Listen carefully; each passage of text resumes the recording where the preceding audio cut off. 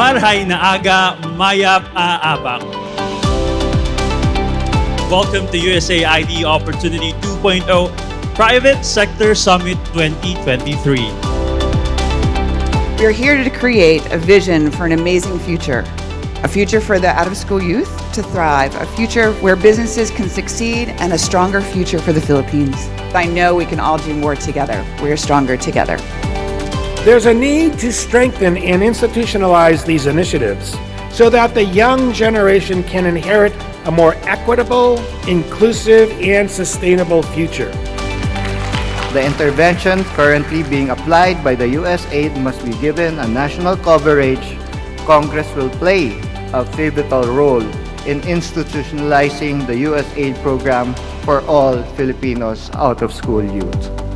We are hoping for a continued harmonious collaboration with the private sector to be able to elevate the quality of education and contribute to the development of a globally competitive Filipino.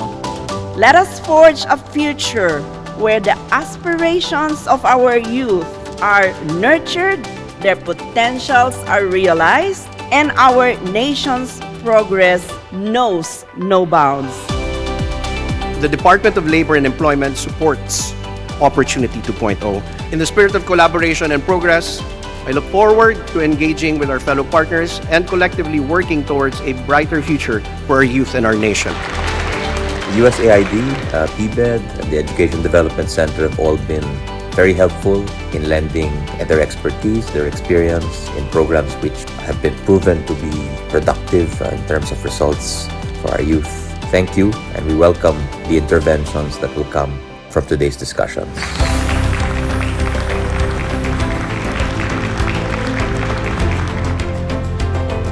Out-of-school youth po ako dati. Ngayon, may mini restaurant na po ako, running 24/7.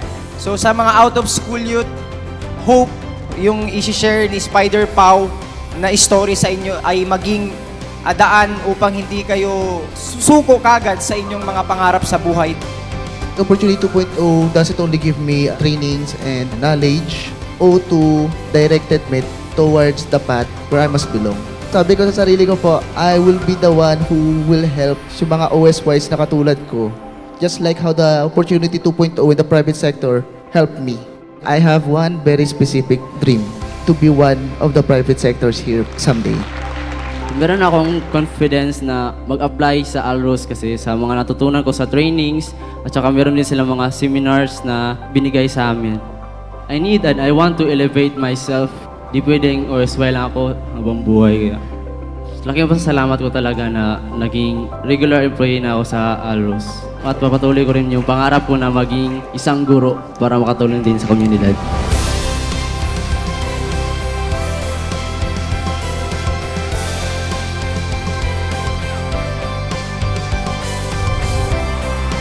To our valuable Gen Z digital natives with natural grit, kayo yun!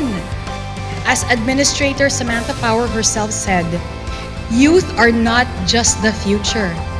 They're the present. They're the leaders today.